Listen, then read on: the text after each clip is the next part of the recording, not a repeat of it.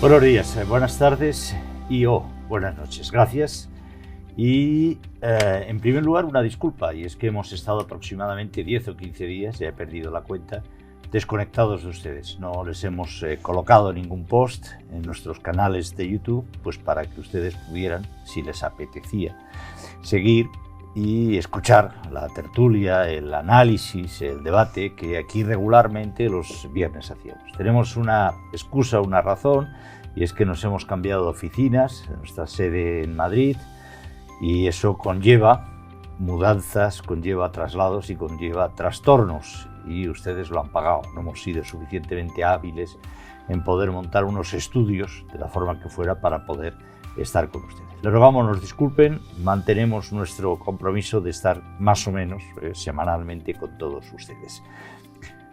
Para compensarlo, y como esto lo estamos grabando el miércoles a escasos 4 días de las elecciones municipales y locales que se celebran en España, vamos a hacer otra plaza, ya se lo adelanto, por lo tanto consuman pronto esta.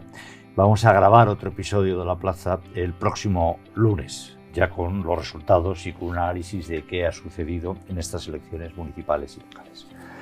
Situada esa disculpa, que espero nos acepten, voy ahora con una especie de anécdota, pero que nos permite introducir el tema clave de estos últimos días y que yo creo que sí que ha sido también, aunque les parezca extraño a algunos, un tema de elecciones municipales y locales. Y la anécdota es que en uno de los primeros pisos o apartamentos en que yo viví cuando me trasladé a Barcelona, estaba muy cerca de un campo de fútbol de un equipo señero, de un equipo tradicional como es el Club de Fútbol Europa o el Europa Club Deportivo.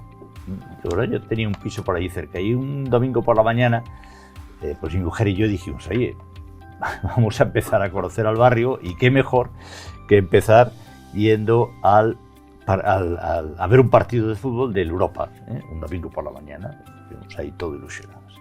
Bueno, nos sentamos en la grada, a nuestro lado todos señores absolutamente educados, corteses, amables. Por aquí sí, está bien, o niño, tal, todo de una felicidad y de una bonomía maravillosa. Fue salir los dos equipos y a continuación el árbitro. Claro, era un partido, no sé si entonces la categoría que sería, primera o segunda regional. El árbitro estaba un poquitín metidito en carnes, todo hay que decirlo, pero bueno, el hombre corrió los 90 y pico minutos como tenía que hacerlo. Y tenía, eso sí, una calva prominente. No sé la edad que tendría el señor. Algo que... Un señor normal, como los señores que estaban a mi lado.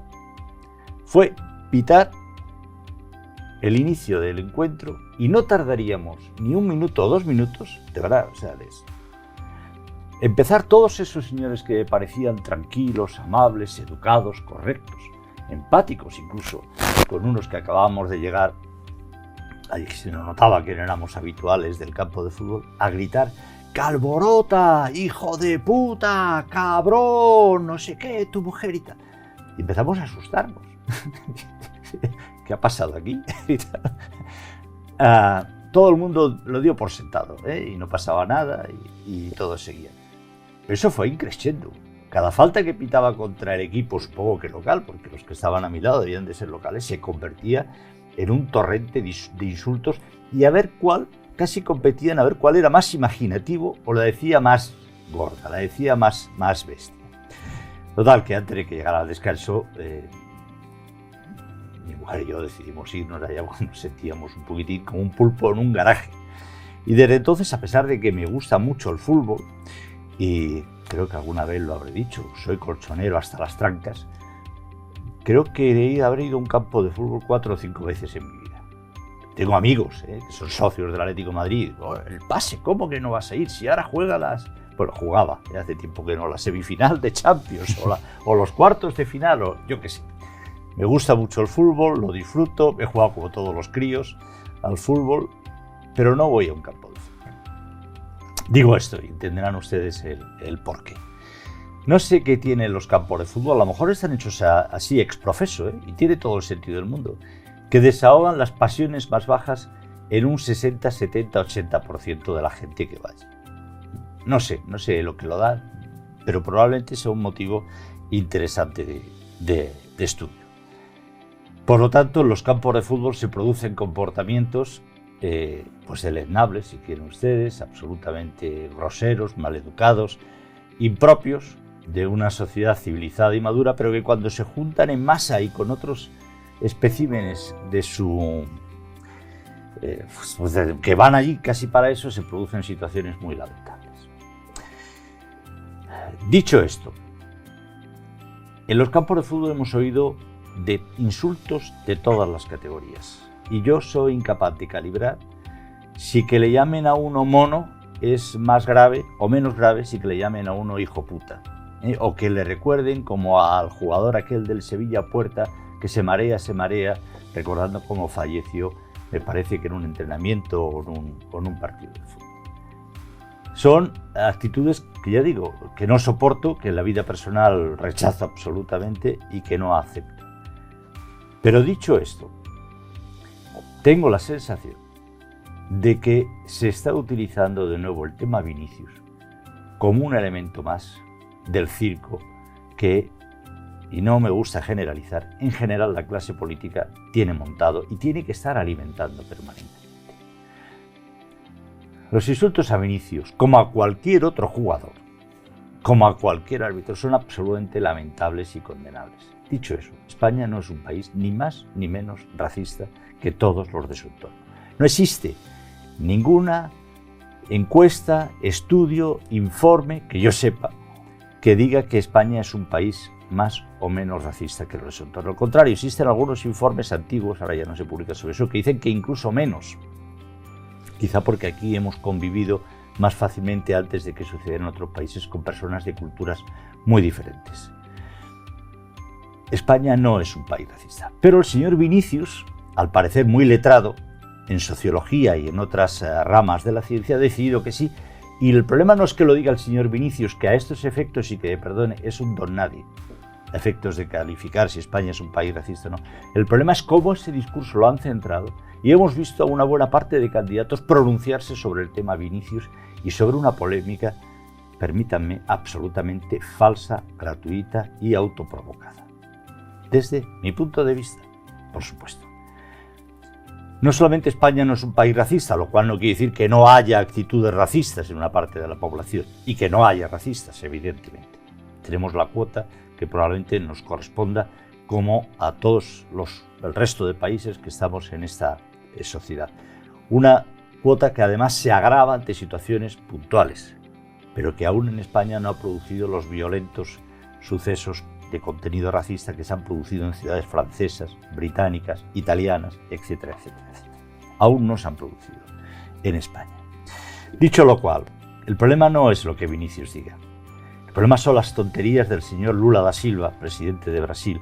Por cierto, un país del que tengo alguna referencia que es bastante más racista en general en unas partes de su población de lo que es la sociedad española. Y todos aquellos que han decidido, como si fuera un elemento más de la campaña electoral municipal y local, participar en la verbena. Y digo más, el señor Vinicius, por lo que he visto, es uno de los jugadores más provocadores, maleducados que hay en un campo de fútbol. Y más valiera el señor Florentino Pérez, un gran hombre de la empresa española, en educar al señor Vinicius y decirle que ya está bien, porque su comportamiento en la mayoría de los partidos en los que juega es sinceramente insoportable. Más temas para que veamos en qué verbena nos estamos metiendo. Ayer vi que el comité de competición suspendía la sanción a Vinicius por una agresión obvia, clara, descontextualizada si ustedes quieren, pero obvia a un jugador del Valencia. Descontextualizada si ustedes quieren. Eso significa que a partir de ahora las agresiones que cometan determinados jugadores van a quedar sin sanción si ha mediado algún tipo de provocación. Porque eso es lo que ayer estaba diciendo el comité de competición en España. En fin, era el tema Vinicius. Como llevamos 10 o 15 días sin estar con ustedes, pues habrán visto que me iba acumulando ganas. Y esto no forma parte de la campaña electoral en absoluto. Iba acumulando temas que me gustaría compartir con ustedes. Esto es La Plaza, queridos amigos, ustedes ya lo saben, porque aquí está un señor al que le gusta hablar mucho, soy Juan García, y hoy lo vamos a hacer pues con nuestros delegados, directores, en dos plazas muy importantes en los que economía digital está presente, también finanzas, inversión por supuesto, que es Galicia, con nuestro amigo y compañero Julián Rodríguez Moscoso. ¿Qué tal, Julián? ¿Qué tal? Muy buenas, muy bien. Buenas. Valencia, Encantado. con Julián Larraz, que se estrena yo creo en estos lares, si no estoy equivocado. Julián, ¿qué tal? Ahí estamos debutando. Valencia no, con la puerta a puerta cerrada, ¿no? Porque Mestalla al final es 5 partidos cerrados, ¿no? Simplemente porque como Vinicius le ha liado, pues entonces... a puerta cerrada. Que se cierre Mestalla cuando todavía no hemos terminado de hacer el nuevo Mestalla. Y aquí en Madrid, a mi vera, a mi lado, está Ismael García Villarejo. ¿Qué tal? Hola, ¿cómo estáis? ¿Cómo estás? No suplente, sino casi co-conductor de esta tertulia. Bien, he empezado por Vinicius, pero evidentemente y les pedí a Julián Larraz y a Julián Rodríguez Moscoso que estuvieran con nosotros en la plaza de hoy, porque queríamos tocar lo que esta campaña de las elecciones municipales está significando. Y queríamos no solamente tener el pulso de lo que sucede en la capital, en España, en Madrid, sino también ir más directamente a lo que está ocurriendo en la Comunidad Valenciana, o el análisis que ellos hacen, o en Galicia, en la Comunidad Gallega. Esto es la plaza, y si les parece, empezamos, aunque yo ya llevo un rato empezado.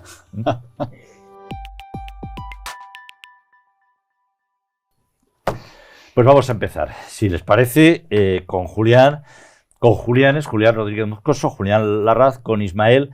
Podéis intervenir, si queréis, sobre el tema Vinicius. Lo que no podéis hacer es extenderos lo que me he extendido yo. Esa es una de mis prerrogativas. Lo siento, ahí se perdona, pero esa es mi prerrogativa, de las pocas que tengo. Pero sí, si queréis intervenir, podéis incluso hasta llevarme la contraria. Tampoco es conveniente, pero bueno, lo podéis hacer si queréis.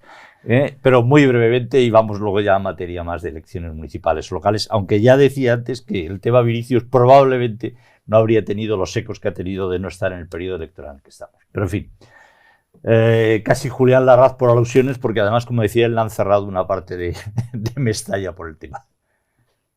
Sí, porque el tema que debería estar de debate en las elecciones municipales, sobre todo en la Alcaldía de Valencia, sería si se tiene que terminar el nuevo Mestalla o no, pero sin embargo estamos con derivadas como esta del racismo. Yo simplemente recordar a un jugador de baloncesto que creo que todos lo tenemos en mente. Michael Jordan lo recordamos como la gran estrella, pero había uno que estaba al lado suyo que era el gran polémico y que siempre se metía en pullas, que era Dennis Rodman. Al final, Vinicius está haciendo esto y al final no se está hablando tampoco de una cosa que es determinante, y es que se va mandándoles a segunda. El nivel de provocación en un campo de ese tipo pues también debería ser censurable. Y sin embargo el resultado es, por ese montaje de exacerbar el racismo, ha sido censurar al Valencia Club de Fútbol y darle el beneplácito a que Vinicius, el refuerzo positivo a esa conducta que ha tenido. Creo que se ha radicalizado el discurso de que Valencia es racista, de que el Valencia Club de Fútbol es racista, simplemente por un interés en el que Florentino Pérez lo que quiere cambiar es simplemente el VAR. Por lo tanto, creo que esta utilización de una ciudad, la verdad es que está absolutamente fuera de lugar. Al margen de que, evidentemente, hay que censurar completamente el racismo. Y solo un pequeño apunte por aquello de llevarte la contraria, Juan, y ya que empezamos, vamos a debutar bien. Había psicólogos en Inglaterra que recomendaban ir a Wembley simple y únicamente para poder insultar y así poder desfogarse como terapia. Y ese es quizás uno de los problemas que tiene de fondo el fútbol. Y es que ir al campo es un espacio donde poder gritar y desfogarte lo que no puedes hacer en casa. Yo, simplemente por añadir, antes de dar la palabra a Julián Rodríguez, que hay un comportamiento de Vinicius que me parece no solamente irresponsable, provocativo, provocador, sino además terrible, que ya debía ser sancionado, y es que tiene la costumbre, como se ha vestido con el papel de víctima, parece ser que Vinicius es la gran víctima del racismo en España, dirigirse a la grada. Mire usted, con esa actitud que nadie criticó y que no hizo una o dos o tres veces, usted en un estadio de fútbol donde los corrimientos de masas pueden ser de una peligrosidad extrema, está generando un peligro tremendo y poniendo en peligro a las fuerzas de seguridad del Estado, que tuvieron que ir a evitar una avalancha de la gente hacia el campo. Con esa actitud de encararse. Y O sea, lo digo por saber quién es el personaje, que además, ya digo, da lecciones a través de su Twitter. No sé si las da él o o el señor que maneje la marioneta de lo que es sociología, de lo que es racismo y otra serie de comportamientos. En fin, es que me tiene muy caliente. Perdona, Julián Rodríguez Moscoso. Bueno, vamos a ver, grandezas de un deporte rey, miserias, ¿no? Estamos ante ello, ¿no? ¿Qué tiene el fútbol que no tienen otros deportes, ¿no? Esto de las frustraciones, esto de los insultos, el ejemplo que ponías al principio, yo creo que esto es un problema. O sea, la gente que va a la Caja Mágica a ver los partidos de Copa Davis, pues a lo mejor puede molestar a un jugador de tenis que hace un saque. A lo mejor están hablando, están comentando cosas y ahí el grado de concentración es máximo, pero es que en el baloncesto hemos tenido problemas recientemente. Nadie ha hablado de eso al hilo del caso Vinicius, pero es que la semifinal de la Euroliga entre el Real Madrid y el Partizan de Belgrado la liaron parda a los jugadores en medio de la pista. Pero sí que hicieron algo. Entonaron un unísono mea culpa, tanto jugadores como directiva como entrenadores el día después, y la Euroliga siguió y el Madrid ganó la Euroliga. En el fútbol no, en el fútbol la derivada es distinta. Es decir, aquí estamos, claro, es que hablamos de Vinicius, pero a Messi no lo han insultado. Por ejemplo, no lo han insultado nunca en un campo de fútbol. Le han llamado enano 4.000 veces. Le han llamado enano 4.000 veces. Lo que pasa es que como no están las categorías hoy por hoy a defender. Entonces, yo creo que el tema está en el fútbol, es decir, esto de echar la culpa a los árbitros, ¿no? O sea, es que es lo más fácil del mundo, echar la culpa a los árbitros cuando son los jugadores y el público los que montan esto, o sea, al regulador, ¿no? Culpar al regulador porque no regula bien. Hombre, yo creo que España no hay racismo, perdón, no es un país racista, pero sí que hay racismo. No es un país violento, pero sí que hay violencia. No es un país corrupto, pero hay corrupción. Es decir, no se puede generalizar. Y efectivamente estamos en unos parámetros quizás mejores que otros países. Pero estos casos se deben establecer, se deben guiar y se deben resolver por unos cauces, por unos parámetros. Bueno, pues yo creo que deportivos en el sentido de sanción tanto al jugador que se ha levantado como al propio equipo y a los propios aficionados, porque yo creo que hoy en día la gente que va al fútbol, yo tampoco voy a estadios, pero la gente que va al fútbol queda grabada todas las cámaras de televisión, es decir, están grabadísimos todos en las cámaras de televisión, es decir, cualquier club sabe dónde está cada uno de los aficionados, sobre todo violentos, porque estos forman parte de grupos ultras, claro. Sí, sobre todo el problema es, como tú dices, completamente de acuerdo, pero fijaros incluso la falacia de la acusación, ¿no? Hombre, si el problema fuera el racismo, se meterían también con Thierry del Valencia, que estuvo jugando y que es más negro que el tizón, por un ejemplo. Os habrían metido con Álava del Madrid, que no sé si jugó ese día, jugó Rüdiger, que tuvo un comportamiento ejemplar en el campo, intentando frenar en todo momento Nadie se metió con Rüdiger porque fuera negro, porque sea negro, ni con Thierry porque sea negro. Nadie.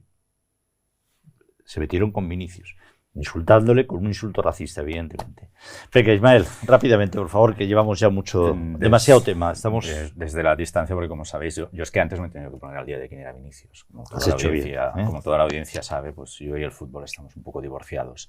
Pero sí una reflexión general. Hombre, España es un país racista. Yo creo que has dado la clave en tu monólogo, Juan, ni más ni menos que otros países próximos, comparables. Que Lula da Silva esté en condiciones de dar lecciones a España, pues permitidme que también lo dude, siendo Brasil un problema con una conflictividad social a todos los niveles que habría que revisar. Es decir, mírese usted primero lo que tiene en casa y quizá luego pueda dar lecciones. Sí que es verdad que subyacen distintos debates aquí. España no es un país racista. Hombre, si se lo preguntáramos a la comunidad gitana, no sé qué nos diría, por ejemplo. España no es un país racista.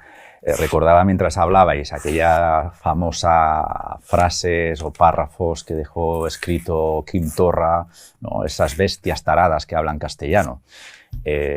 Xenofobia, podríamos repasar los principios fundacionales del PNV, por ejemplo, también.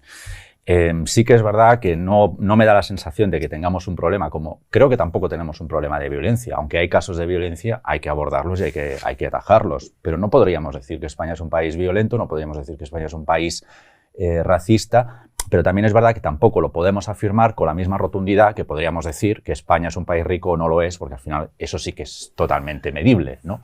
Entonces, hay actitudes, yo pediría por favor a los jugadores de fútbol, sobre todo los que están en primer nivel, que se comporten como otros profesionales, que es que tienen un grado de ejemplaridad ante las masas, como decías, o ante la opinión pública, y una visibilidad que es que pueden formar a generaciones completas con sus gestos, que es siempre lo que me ha preocupado, con perdón, de algunos comportamientos, ya no dentro del campo, sino también fuera del campo de los futbolistas, que en otros deportes puede haber también malas perchas, seguro, pero esencialmente los problemas de este calado siempre acaban viniendo desde el ámbito del fútbol. Yo creo que existe un rarísimo grado de unanimidad entre todos los que estamos aquí respecto de los temas principales o fundamentales. Por lo tanto, vamos a avanzar. Decíamos que estamos en elecciones municipales y locales. Hoy estamos grabando esto miércoles por la mañana. Quedan escasamente 4 días. Hemos visto lo que hemos visto y yo quisiera hacer una rueda, empezando pues ahora por Julián Rodríguez Moscoso. Si estas elecciones, si esta campaña electoral que llevamos hasta ahora nos ha enseñado algo o no nos ha enseñado nada, y sobre todo alguna perspectiva y prospectiva, Julián, es decir, ¿nos va a enseñar algo? Es decir, ¿ahora qué? Imaginemos que es hace falta ver los resultados, evidentemente, pero os pido algo de prospectiva. Es decir, tenemos el lunes por la mañana, nos veremos. ¿Ahora qué? Después de estas elecciones municipales. ¿Qué puede ocurrir este domingo para que ese ahora qué, que os pregunto, sea de una manera o sea de otra, a partir de lo que ya habéis visto en esta campaña? Julián Rodríguez Moscoso. Bueno, sí, pues yo tengo la impresión de que el lunes se verá el domingo del 28 de mayo como un alto en el camino que nos llevará a diciembre. Tengo esa impresión. Es decir, la pregunta quizás sería ¿cómo hubiera sido esta campaña electoral de las municipales y autonómicas, donde las hay, si no tuviéramos unas elecciones generales en diciembre? Porque la clave nacional de estas elecciones es indudable. Sobre todo en el primer Ecuador, es decir, en la primera parte centrándonos un poco en la campaña electoral, ¿no? Es decir, ¿cuántos debates locales, ¿no? ¿Cuántos debates locales ha habido? Es decir, muy pocos. No digo debates electorales, sino entre los propios candidatos. Es decir, los medios han estado y hemos estado centrados donde nos han puesto el balón, en cierta medida. Y el balón ha estado en Bildu. ¿Por qué ha estado en Bildu en la primera parte de la campaña? Bueno, pues porque muy inteligentemente la candidata del PP a la Comunidad de Madrid tiene entre ceja y ceja conseguir la mayoría absoluta, y por tanto lo que tiene que hacer es ganar la partida a los que tiene a la derecha su amenaza, que es Vox. Por tanto, se puso y tomó en cierta medida el argumentario de Vox y probablemente logre la mayoría absoluta, Díaz Ayuso, es decir, muy inteligentemente. Y esa oposición frontal a Sánchez ha llevado a que el debate se amplifique de tal manera que sea prácticamente la mitad de la campaña un debate nacional, ¿no? Otra cosa puede ser las comunidades autónomas, no sé, en Valencia y demás, pero el debate de Madrid yo creo que ha abstraído muchísimo tiempo e ideas y ha quitado, en cierta medida, ha restado en cierta medida ese debate que puedes contrastar propio de unas elecciones municipales. Si no estuviera pensando, si no tuviera Vox a la derecha, Isabel Díaz Ayuso, y estuviera gobernando con esa muleta hasta ahora y quisiera quitárselos encima, y no tuviera Sánchez el PP en diciembre en las elecciones generales, probablemente no hubiéramos estado hablando de Bildu en estas elecciones. Julián Larraz. Hay 3 partidos políticos que no sé de qué van. No sé de qué va Podemos, no sé de qué va Ciudadanos, no sé de qué va Vox. ¿Esto qué significa? Que al final la iniciativa política en esta campaña la ha llevado el PP y el PSOE. Volvemos, yo creo, que después de estas elecciones a una fortaleza del bipartidismo enorme, porque, como decía desde Galicia, es cierto que la política, la idea del PP ha sido centrarse en los socios de Bildu, por lo tanto, en una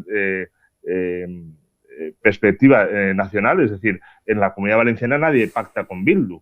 Yo creo que en Galicia tampoco nadie pacta con Bildu, ni en Castilla y León, ni en Andalucía, pero sin embargo estamos hablando de una derivada de si gana aquí el Partido Popular, pues entonces luego ganará en Moncloa y por lo tanto entonces habrá o no habrá pactos con Bildu. Estamos hablando de una tercera derivada, pero sin embargo ha focalizado el debate y esa ha sido la herramienta del Partido popular. Por otra parte, el PSOE ha intentado única y exclusivamente vender gestión a base de decretos por Pedro Sánchez. En el caso valenciano, pues cada vez que Chimo Puig habla, tiene que nombrar 3 veces Gigafactoría de Volkswagen, porque es su gran argumento. Pero la cuestión es, fijémonos en lo que no hemos oído. ¿Cuál ha sido la polémica de Vox estas elecciones? ¿Cuál ha sido la polémica de Podemos? Han pasado absolutamente desapercibidos. Y esto nos hace prever, creo yo, una fortaleza muy grande del bipartidismo, gane o no gane en Comunidad Valenciana o en el resto de regiones, pero no parece ser que vayan a tener un mayor peso que el que tienen actualmente. Ismael. Julián, lo que apuntas es interesante. Con los 3 pequeños, ¿no? ¿Qué es lo que no han dicho o qué es lo que dicen, ¿no? Ayer hacía un test de estos de conocimientos de programas electorales y fallé muchísimos porque Sacaste una prueba por los pelos. Por los pelos.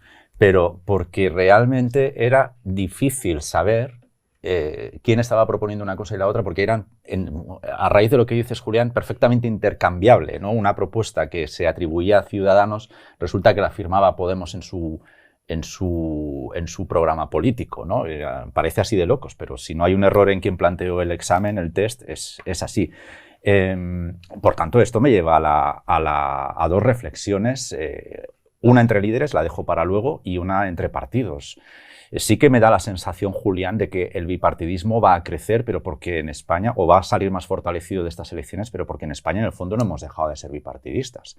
Si estos debates que ahora las pequeñas formaciones políticas nos plantean en campaña electoral lo hacen, permitirme la expresión, a puerta cerrada, y luego se presentan con un candidato que agrupe o intente reunir todas las corrientes y todos los matices ideológicos que ahora acaban en 20 programas electorales distintos, probablemente no tendríamos la riqueza en cuestión de partidos políticos que hay ahora y probablemente la gobernabilidad sería más clara. En ese sentido, Estados Unidos y el Reino Unido me parecen un modelo al que estamos tendiendo. Si es que conseguimos, si es que los partidos, después de un ciclo electoral que parece a mí ya agotado, el de las nuevas formaciones, el de la nueva política, acaba volviendo a las maneras de hacer de los 90, ¿no?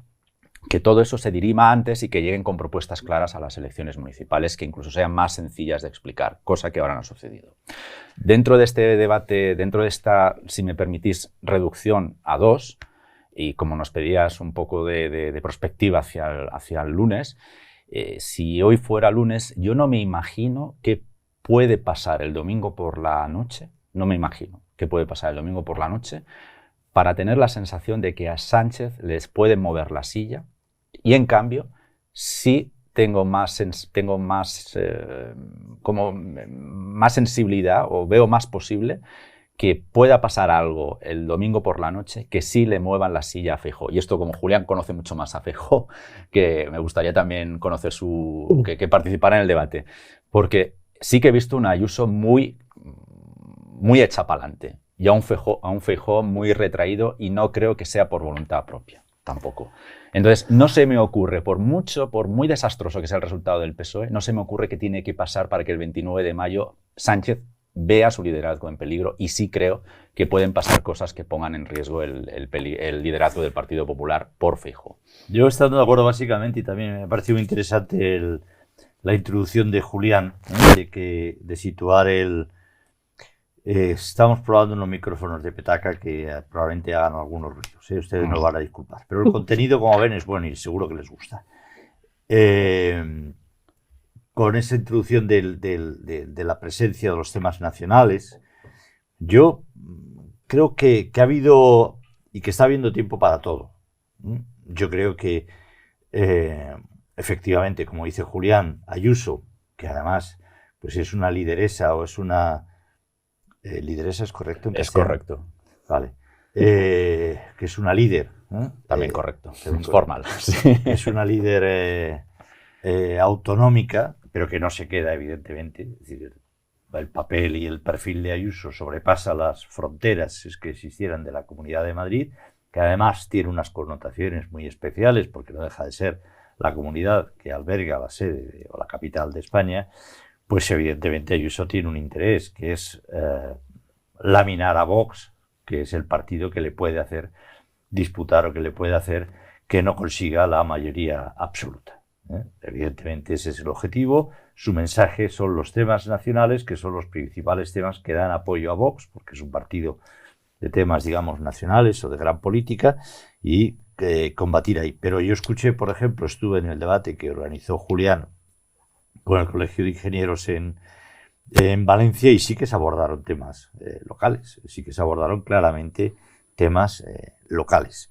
Estuve en el de Barcelona, donde hay otra figura que en este caso es negativo, concita los ánimos, los amores y los odios más contrastados, que es Ada Colau, y sí que se abordaron muchos temas locales, la posible decrepitud de Barcelona o no, el tema de las superillas, el tema del papel del carril bici.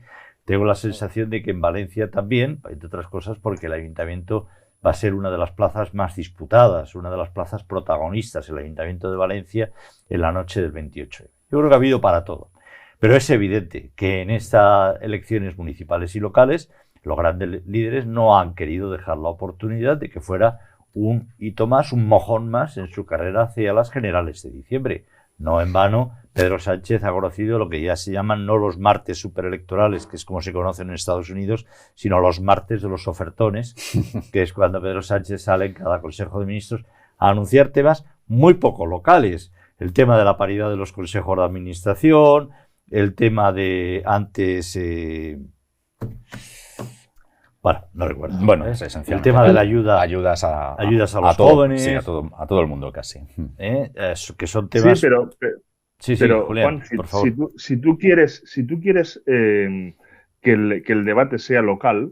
pero el debate es local en las localidades, o sea, en los sitios locales. Sí, está claro, pero al final lo que ha jugado el PP metiendo a Bildu y convirtiendo las elecciones autonómicas y municipales en un tema de trascendencia nacional, el discurso de llevar hacia los temas nacionales te lo compra finalmente Pedro Sánchez.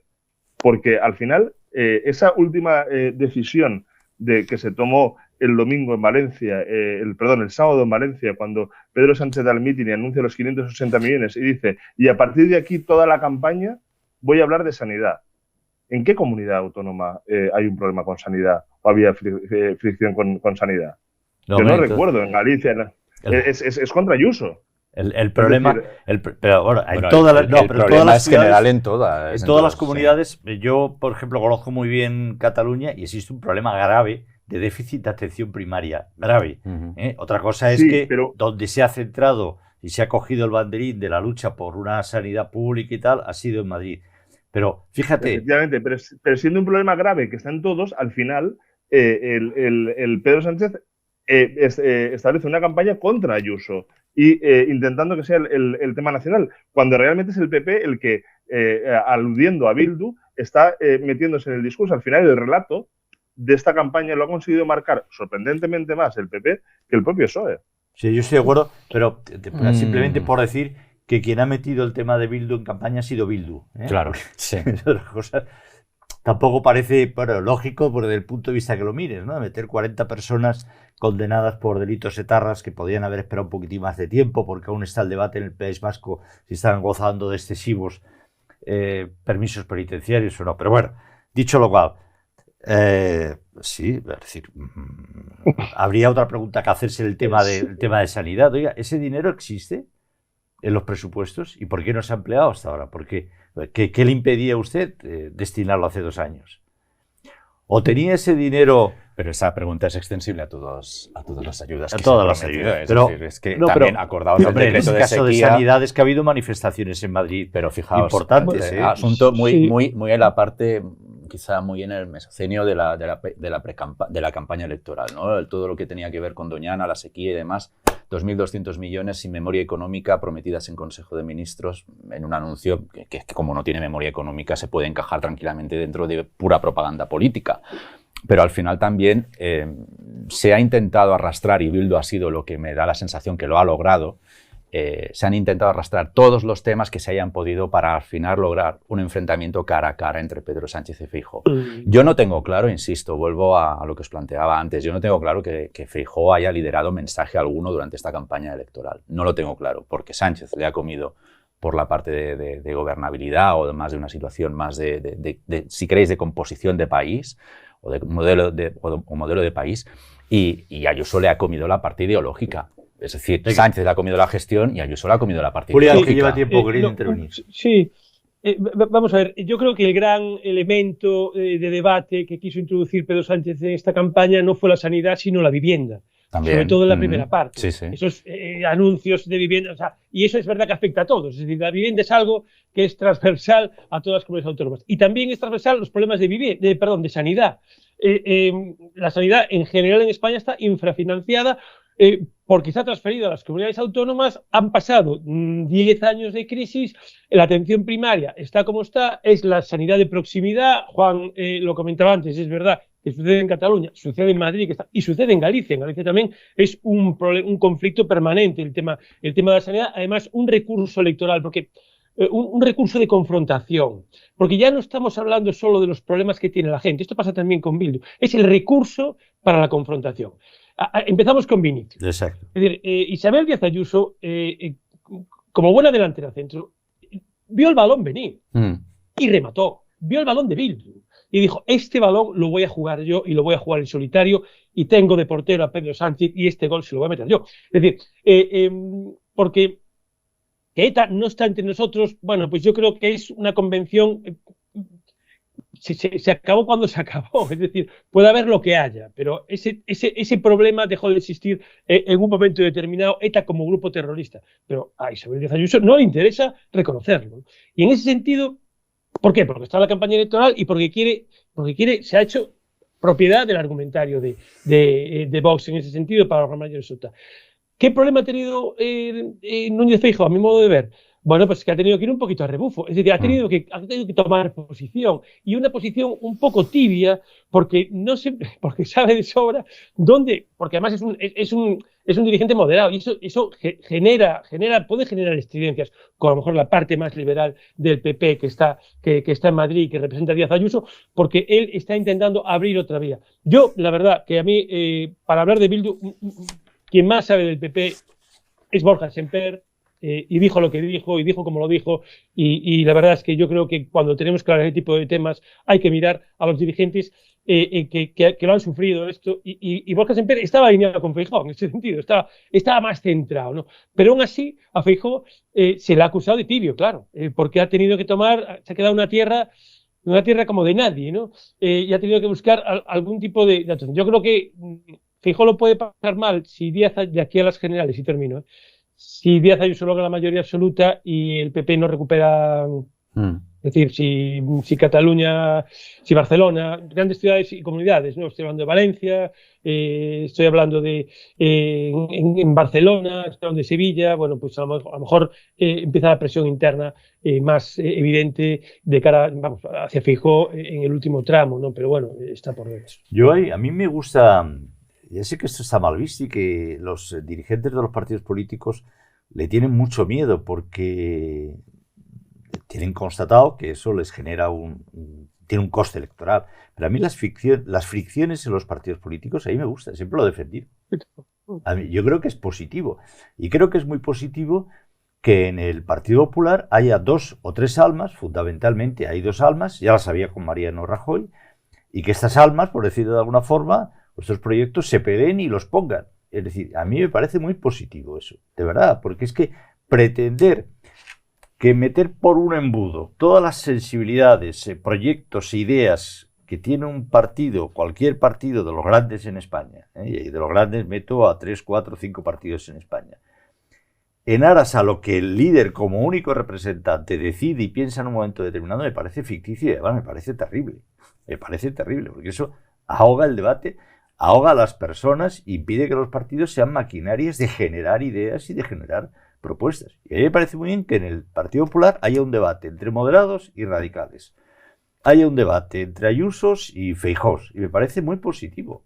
Otra cosa es que eso tiene que estar dentro de unos límites, tiene que primero pasar por los comités del partido, es decir, y eso tiene que ser la vida política. Un partido sin un partido, ¿qué es? Una colección de levantamanos en un momento determinado. Un partido político tiene que tener esa vida. La tiene Sánchez, el Partido Socialista. Lo que pasa es que está mucho más ahí, porque Sánchez genera un tema y hoy por hoy, como está el gobierno, pues vigila con mano de hierro quién se pasa de las críticas y quién no, pero hay dirigentes mucho más centrados, pues evidentemente un Paje, el propio Chimo Puig estaría en una posición completamente distinta, que no estarían en absoluto de acuerdo con las concesiones o la proximidad que algunas partes del discurso de Sánchez muestra con el discurso podemita o de Podemos. Y estaría bien que eso se organizara en un debate y que trascendiera la opinión pública y que, a de ser posible, además lo llevaran al Congreso de los Diputados. Otra cosa es que luego en el Congreso voten todos unidos o no. Yo creo que eso es tremendamente positivo, porque es que si no vamos a acabar con la vida política en España. Vamos a acabar. Pero yo creo que son dos cosas distintas. Una cuestión es que haya riqueza de debate dentro de los partidos políticos, cosa que en España tradicionalmente no hay. Un poco volvemos a volvemos a lo de levantar las manos. El PSOE hoy en día es un aparato casi para levantar las manos. El Partido Socialista, ¿no?, en Cataluña era la unión de tres almas completamente distintas. Un alma obrerista del Bajo Llobregat, histórica y tal. ¿Y en qué se ha convertido? Los nacionalistas, el partido más nacionalista, que era el alma de Maragall, en los Nadal, etc. ¿Y hoy qué es? Y había otra incluso más vinculada, ahora ya eso no se lleva. Fíjate, hablabas por poner el caso del Partido Popular, te has remontado al Partido Popular de Mariano Rajoy, vamos a remontarnos al Partido Popular de José María Aznar. Fíjate si había... Bueno, pues yo sí, poquito. Joper, el hecho mismo de que había distintas tendencias muy diferenciadas dentro del Partido Popular de José María Aznar es la propia Vox, que al final acaba también saliendo del Partido Popular casi por invitación de Mariano Rajoy en su momento, ¿no? A quien parece que no le interesaba el debate interno. Una cosa es el debate interno y otra cosa es la posición de los líderes, y a mí me da la sensación de que Feijóo no está gestionando bien el momento, creo. Muy bien. ¿Alguna cosa más? ¿No? Yo digo una cosa. La RAZ, venga. Y luego vamos si Feijóo aporta la moderación y tiene su contrapunto dentro del PP, porque Ayuso está dentro del PP, al final todo queda dentro del mismo saco de votos. Por lo tanto, la moderación y el que quede blando, teniendo a un alter ego que es mucho más agresivo en su discurso, forma parte de la estrategia. La otra opción, ¿cuál es? Intentar gritar más. Siempre Vox va a gritar más que el PP.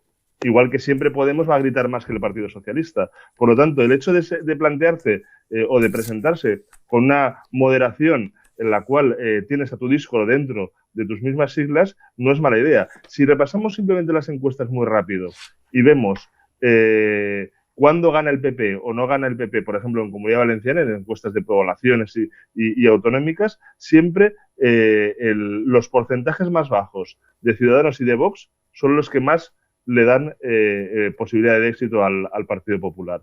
Por lo tanto, al final, esa moderación para ampliar la base electoral es la estrategia que creo que está siguiendo Feijóo, sabiendo que ya tiene su alter ego más agresivo dentro del mismo partido, con Ayuso.